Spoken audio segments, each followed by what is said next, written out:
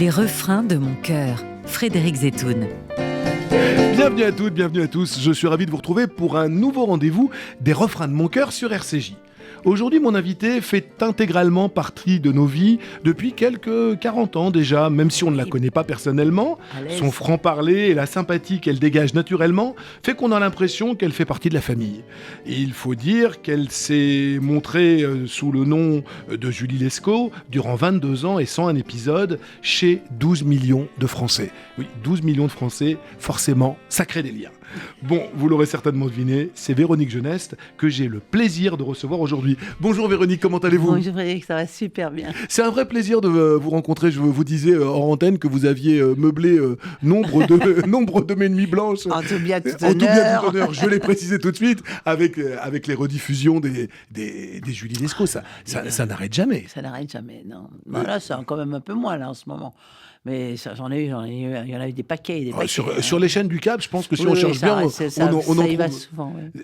101 épisodes, 12 millions de Français, mais ça laisse rêveur. Ouais, on a 12 eu millions de Français, notre c'est... meilleur épisode, on a eu à 12 millions 5, je crois. Et la moyenne qu'on faisait, c'était 10, 11 millions. Et c'est des scores de finale de Coupe du Monde, ça. Oh oui, oui, la Coupe du Monde, ils avaient fait, non, ils avaient fait plus que ça encore, la Coupe du Monde. Oui, je crois qu'on était monté à 17 ou 18 millions. Enfin, c'est énorme, c'était énorme. Ah oui, c'était énorme, parce que là, c'était toutes les semaines. Vous avez mis combien de temps ? Non, toutes les 3 semaines. Hein vous avez mis combien de temps à le remiser totalement, ce personnage ? C'est-à-dire à un moment, est-ce que les gens vous en parlent moins dans la rue ? Ah, mais tout le monde m'en parle toujours autant. Toujours autant. Franchement, ça restera... Enfin, je veux dire... C'est le rôle de votre vie ? Oui, non, Nana aussi, on me parle encore de Nana beaucoup. Bien sûr. Puis j'ai fait quand même beaucoup de choses, on parle beaucoup du théâtre parce que je fais beaucoup de théâtre maintenant. Justement. Donc, non, c'est pas le rôle de ma vie, mais bon, c'est le rôle qui m'a permis d'accéder à une notoriété énorme. Du fait de je dirais, de la longueur et de la pérennité de la chose. Donc, c'est sûr qu'à un moment, voilà, c'est sûr que ça donne un accès à tout. Quoi. C'est assez formidable.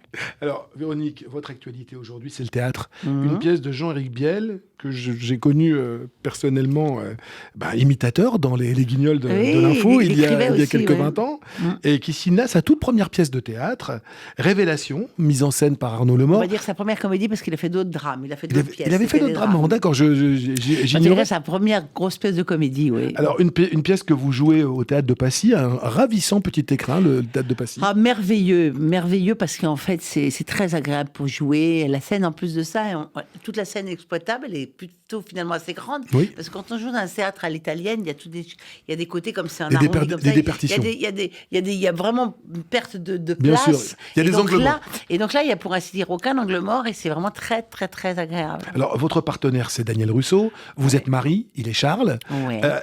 Faites-moi, je n'ai pas encore eu le bonheur de venir vous voir. Venez, parce que les gens vraiment rient beaucoup. En fait, c'est un dîner de famille. Hein, l'idée, le concept du départ, c'est un peu comme le concept de Cendrillon, qu'on retrouve dans plein de choses.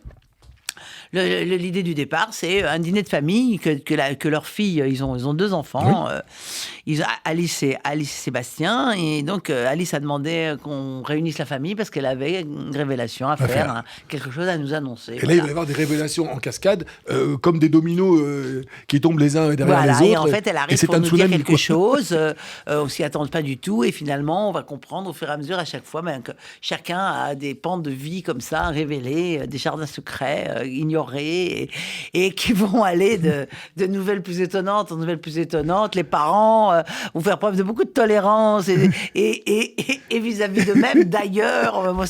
Mais c'est très très très drôle. Hein. Et vous en parlez avec une jouissance qui donne envie de venir le voir. Parce que je m'amuse énormément à jouer cette pièce, et puis les gens rient tellement que moi c'est tellement agréable de faire rire, et quand tout fonctionne, et quand tout d'un coup la salle et les gens ils sortent, ils sont contents, ils ont la banane, ils viennent. Vraiment, voilà, quoi. C'est vraiment agréable, oui. Alors, Véronique, votre carrière est riche de rôles au cinéma et à la télévision. Qu'est-ce que le théâtre vous apporte que les 2 autres exercices ne vous donnent pas ? Alors moi, le théâtre, j'ai commencé au théâtre. Moi, j'ai commencé ma vie au théâtre. J'adorais le théâtre. J'étais vraiment faite pour ça, parce que le théâtre, ça m'apporte un contact direct avec les gens, et je trouve qu'il n'y a rien de mieux que... Vous savez, c'est un peu comme les gens qui sont accros au sport. Quand on est au théâtre, le soir, c'est 1h30 de c'est votre adrénaline quotidienne. Où on s'éclate, où on travaille, où on est là sur 1h30 avec une demi-heure de préparation avant, et puis une demi-heure pour en ressortir à peu près après. Donc c'est 2h30, 3 heures par jour de sa vie, ou comme une bonne dépense énergique, une bonne dépense d'amour, une bonne dépense de communication et de communion. On peut facilement devenir accro à cette adrénaline-là. Accro, ouais. Et moi, je suis accro au théâtre, oui. C'est vraiment un vrai bonheur. Qui n'a rien à voir avec le tournage. Le tournage, c'est beaucoup plus éreintant, les tournages. Oui, on attend beaucoup. Non seulement c'est fatigant, parce que les rythmes de tournage maintenant sont très violents, donc c'est éreintant, c'est des heures de transport pour y aller. Moi, quand je tournais Julie, je me levais à 5h du matin. Je tournais 5-6 heures du matin. On venait me chercher à 7h30. J'étais sur le tournage à 8h30. J'étais prêt à tourner à 9h. C'était une cavalcade, et une cavalcade, plus 2 heures supplémentaires le soir. On faisait 9-18 heures, c'est-à-dire on faisait 9-20 heures, puis après, j'étais jamais rentré chez moi avant 22 heures.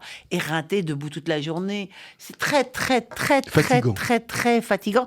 Et à part l'équipe qui est là et qui est notre premier reflet, mais qui n'a pas le droit d'être sonore. Donc, si on faisait quelque chose de drôle, personne n'a le droit de rire, sauf après. Voilà, ou en applaudissant à la fin de la prise. Là, c'est notre premier public. Là, et c'est un peu frustrant. C'est un peu frustrant parce qu'on n'a pas le direct. On a la réponse tout de suite au théâtre. Et vous êtes payé sur le champ, quoi, content. On a la réponse tout de suite. On a les gens, on les voit, ils ont la banane, ils sortent, ils ont ri, ils sont tellement contents, ils en parlent, enfin voilà. Vous savez tout de suite, lorsque vous lisez une pièce ou un scénar, que vous allez dire oui ou non. Au bout de quelques pages, vous savez que c'est pour vous ou pas? Assez vite, oui. Assez vite. Quand une pièce, j'arrive à la lire d'un coup, comme ça, quand tout à coup, ça m'accroche. Alors après, il y a beaucoup de choses qui évoluent entre le moment où on va jouer, entre le moment où on a lu la pièce et le moment où il y a du retravail de texte, il y a des lectures, Il vous arrive de redemander à redéfinir votre rôle, bien de sûr. Retravailler avec le scénariste, on travaille souvent, oui, puis on travaille pendant qu'on joue aussi, on coupe des choses, sûr.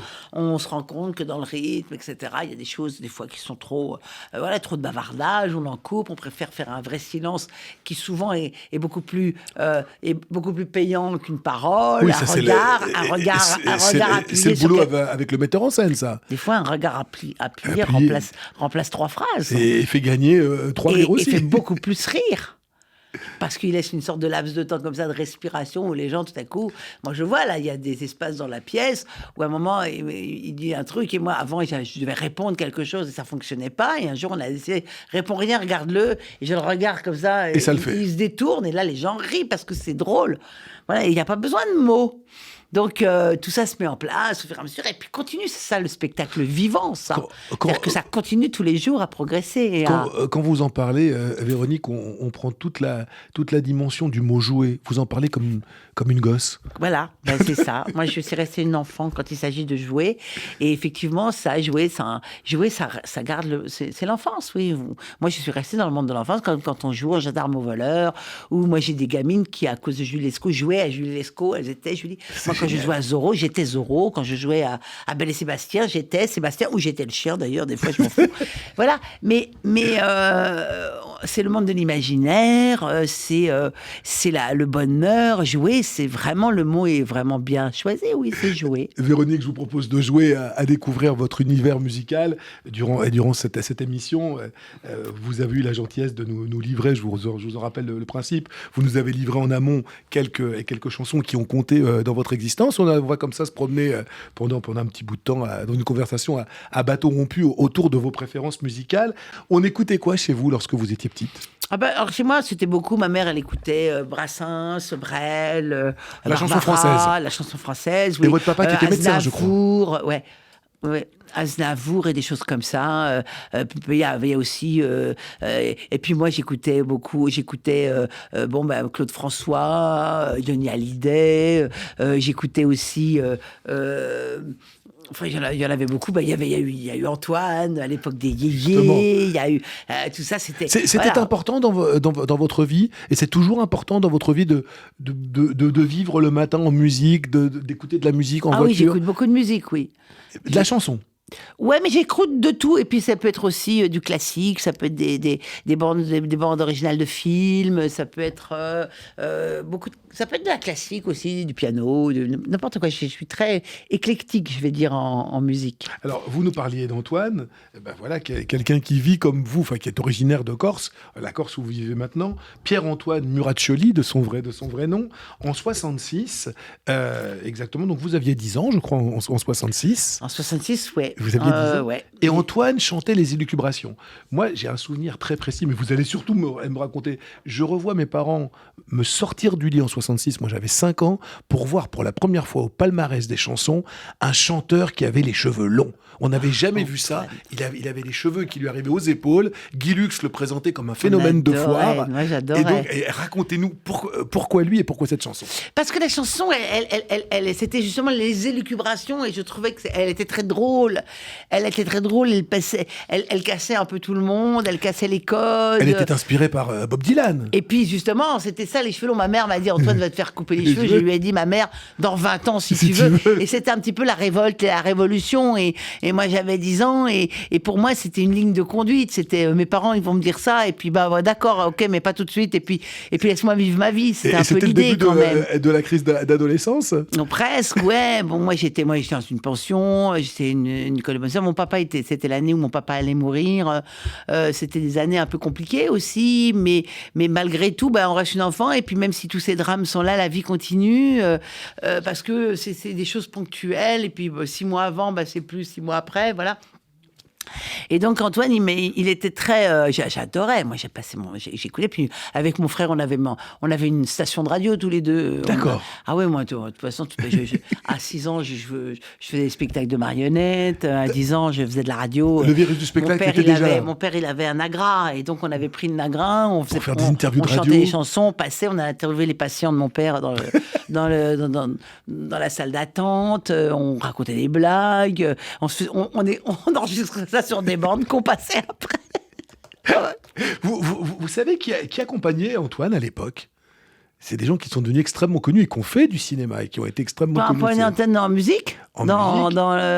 Les accompagnateurs d'Antoine sur scène. Alors non, vas-y, je sais pas. C'était Les Problèmes, et Les Problèmes, c'était les futurs Charlots. Oh, ouais, oui, c'est vrai. C'était eux qui accompagnaient Antoine. Oui, c'est dingue, ça. Et ce qui est très drôle, alors vous qui connaissez bien la chanson, est-ce que vous vous rappelez de la parodie qu'on avait faite Jacques Martin? À l'époque, ça avait tellement été un phénomène, cette chanson, que Jean-Yann et Jacques Martin avaient fait je vais vous retrouver le titre tout de suite, les préoccupations d'Antime. C'était une espèce de... Je me rappelle de chanteurs comme ça qui faisaient qui modifiaient les chansons et tout. Jacques Martin, qui travaillait à l'époque sur Radio Luxembourg, RTL, avait écouté cette chanson et avait dit « Je pense que je peux faire plus con ». Et donc, le temps d'un spot de pub, il avait écrit avec Popov, ce pianiste, il y avait toujours un pianiste dans les studios de radio à l'époque, et avec Jean-Yann, ils avaient fait les préoccupations d'Antime, qui était une parodie assez drôlatique d'Antoine et de ses élucubrations. Moi, je vous propose déjà d'écouter l'original, Antoine, les élucubrations. On l'écoute.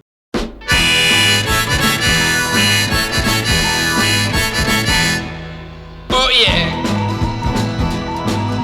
Ma mère m'a dit Antoine, fais-toi couper les cheveux. Je lui ai dit ma mère, dans 20 ans si tu veux. Je ne les garde pas pour me faire remarquer, ni parce que je trouve ça beau, mais parce que ça me plaît.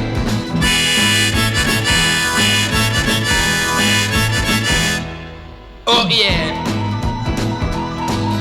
L'autre jour j'écoute la radio en me réveillant. C'était Yvette Torner qui jouait de l'accordéon. Ton accordéon me fatigue Yvette, si tu jouais plutôt de la clarinette.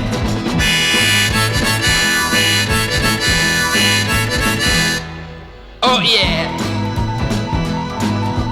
Mon meilleur ami, si vous le connaissiez, vous ne pourriez plus vous en séparer. L'autre jour il n'était pas très malin, il a pris un laxatif au lieu de prendre le train.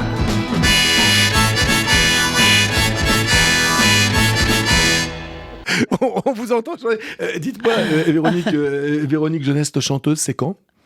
Mais Le moi, j'ai premier déjà album. fait, hein. J'ai écrit, j'ai joué, j'ai chanté une chanson avec Fugain. Voilà. Mais un album pour vous toute seule? Oh non, j'ai jamais pensé. On m'a proposé, hein, des fois, mais on m'avait écrit des choses qui vraiment ne me convenaient pas. Non. Mais si on vous amène des choses qui vous mais si un conviennent. jour on m'amène des choses qui me conviennent, je chanterai. Oui, j'adore chanter, bien sûr. Bah, écoutez, c'est peut-être une troisième ou une Pourquoi pas quatrième carrière. Pourquoi pas?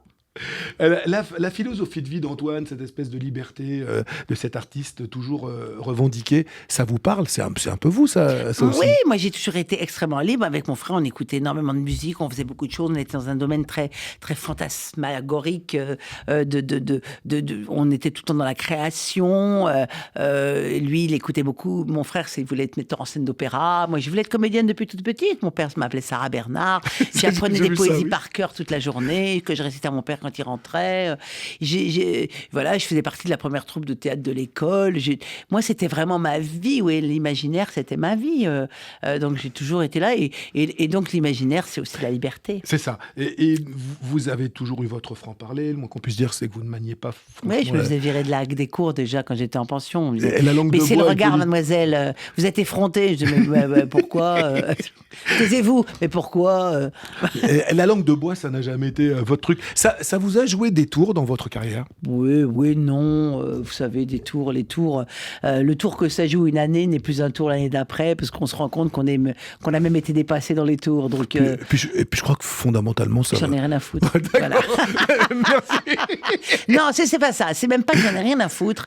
C'est qu'en fait, je ne pourrais pas vivre autrement, parce que je suis pas quelqu'un, moi, si pour réussir quelque chose, ou pour être dans la norme, ou pour voilà, il faut se taire. Je préfère l'ouvrir et ne pas être dans la norme, et tant pis. Voilà. Voilà J'arriverai qui est pas à dit. vivre autrement. Véronique, on continue notre voyage au pays de vos préférences musicales avec une artiste à la voix rare, une artiste qui nous manque cruellement depuis son départ en mai 2018. C'est Morane dont vous avez choisi le prélude de Bach, une chanson signée Jean-Claude Vannier, une chanson signée paroles et musique et Jean-Claude Vannier. Qu'est-ce qui vous touche chez Morane et dans cette chanson particulièrement? Morane, je la connaissais Morane, parce que justement, je l'avais rencontrée avec Fugain, et encore, c'est plusieurs fois, et je trouvais que c'était un être très particulier, très, très, très sincère et très honnête aussi, et qui n'avait pas la langue dans sa poche du tout, et qui avait une voix en plus extraordinairement belle, et qui chantait des choses, et se phraser. Enfin, moi, elle me parlait, elle m'émouvait, je l'aimais. Voilà, je sais qu'elle avait beaucoup de fans, et j'ai trouvé que sa mort était catastrophique et tellement inattendue et étrange. Voilà, et puis j'aime bien l'écouter, je l'écoute souvent. Et pourquoi cette chanson-là? Parce que c'est vrai, parce c'est vrai que cette chanson... elle allie le classique et à la variété. Elle casse les codes aussi. Et elle casse les codes. Elle casse les codes. Il y a des mots qu'on entend dans cette chanson qu'on n'entend jamais nulle part. Grue, casserole.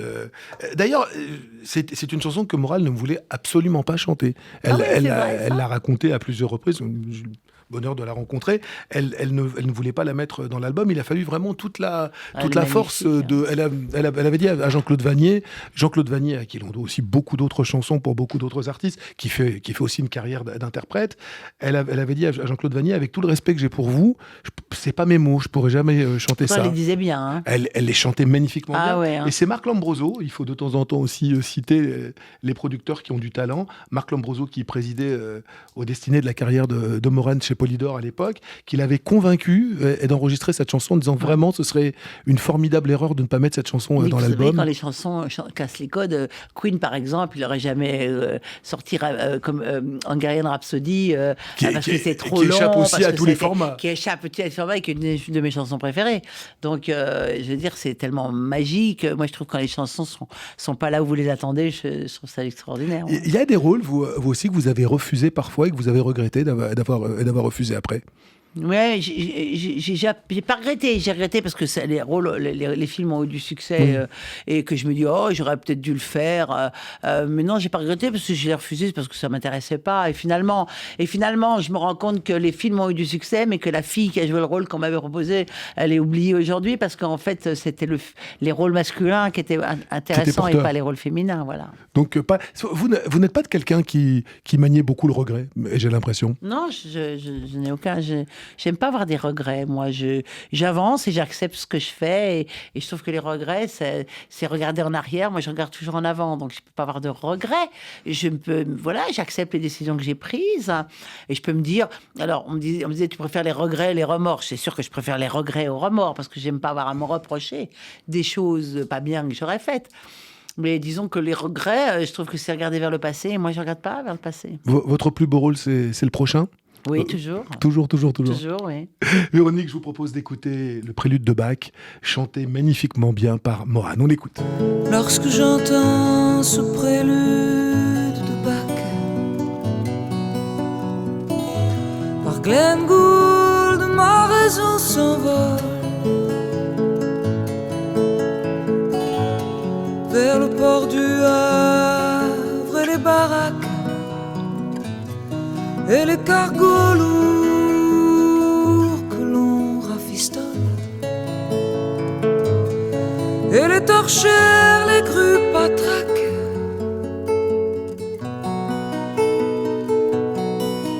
les citernes de gasoil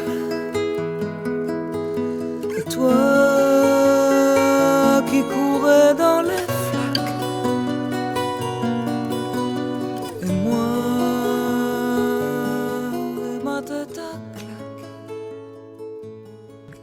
Morane, le prélude de Bach, le choix de Véronique Jeunesse dans Les refrains de mon cœur. Alors là, vous m'avez offert, mais sans le vouloir, une transition absolument géniale. Je vous disais que cette chanson était signée paroles et musique de Jean-Claude Vannier. Et Jean-Claude Vannier qui a aussi composé et écrit un énorme tube pour le chanteur que vous avez choisi ensuite. Vous nous avez choisi ensuite Michel Jonas. Et Jean-Claude Vannier, c'est lui qui a écrit paroles et musique Super Nana pour Michel Jonas. Super, on ne cite jamais les auteurs et les compositeurs. Ouais, Michel Jonas, qui a un immense talent d'auteur, compositeur, interprète, a aussi à ses débuts interprété des chansons qui n'étaient pas de lui. Et Super Nana, c'est Jean-Claude Vannier aussi. Alors, et Michel Jonas, vous nous avez choisi l'une des chansons les plus déchirantes de son répertoire. Moi, c'est une chanson que j'ai sur scène, quand il la joue, j'imagine que vous l'avez vue à plusieurs reprises. C'est juste bouleversant. Cette chanson, c'est « Je veux pas que tu t'en ailles ». Racontez-nous votre histoire avec cette chanson. Mais cette histoire, cette chanson, pour moi, c'est comme la chanson de Brel, des perles de pluie venues du pays. Ne me quitte pas. Ne me quitte pas, ne me quitte pas, je veux pas que tu t'en ailles. C'est un cri d'amour, extraordinaire et je trouve ça magnifique, quoi. Je veux dire, et il la chante vraiment comme un cri d'amour. Surtout à la fin. Au début, on le sent pas arriver, mais à la fin, sur scène... Et puis c'est un slam à la fin, cette chanson. Ça devient presque inquiétant un petit peu. Ouais, c'est très beau. C'est très, très beau. C'est une chanson un peu longue aussi, un peu anachronique dans son répertoire, parce qu'elle est beaucoup parlée, etc. Et puis moi, Jonas, il m'a toujours extrêmement touchée. Le personnage et l'homme aussi, d'ailleurs, oui. Que j'ai rencontré. Et c'est quelqu'un de très à part, qui est aussi par rapport au succès, quelqu'un de très... je crois qu'il fait vraiment ce métier. Et moi, j'aime les gens qui font ce métier pas pour réussir, mais qui réussissent. Bon, c'est formidable de réussir, hein, je dis pas. Mais qui font ce métier pour dire ce qu'ils ont à dire. Oui, vraiment. Il vous est arrivé de jouer au cinéma ou au théâtre avec lui ? Non, je l'ai rencontré. Écoutez, la première rencontre que j'ai vécue, c'était chez Dalloyau. On a papoté pendant longtemps en choisissant des trucs pour Noël. Donc, c'était sympathique. Mais voilà, non, c'est quelqu'un que j'ai rencontré très jeune aussi, avec Souchon, avant même qu'eux soient très connus et que moi je le sois aussi, chez Rochman un soir. Voilà, c'était à l'Olympia. Puis bon, Lionel Rochman qui avait créé les Haute Nanny. Dans les années 70 à Paris. Ouais. Alors, c'est la fin des années 70, moi, quand je l'ai rencontré, mais... Il vous est arrivé, comme Jonas, dans le personnage qu'il incarne dans cette chanson, d'aller aussi loin par amour, de quémander l'amour de l'autre et que l'autre reste à ce point-là? Jamais. Non. C'est pas votre truc. Non, mais pour moi, cette chanson, c'est un garçon qui dit à une femme, et j'aurais aimé qu'un homme me supplie comme... Et ils l'ont pas fait. Non, mais peut-être parce que j'ai jamais vécu cette situation non plus, et que chaque fois que je suis partie de quelqu'un, c'est aussi parce qu'il fallait partir. Oui. Donc voilà, ou alors que j'ai pas donné l'occasion, ou que la personne n'avait pas assez de talent en face pour m'écrire ça. Voilà. Mais je trouve ça tellement magnifique. Et moi, je suis une femme, un mec me hurle ça, je reste. Mais écoutez, on va rester et l'écouter ensemble cette chanson. à en boire toute l'eau des rivières pour voir le fond et pour en soulever les pierres, à couper les arbres des bois pour voir plus loin entre New York et Versailles. Je veux pas que tu t'en ailles.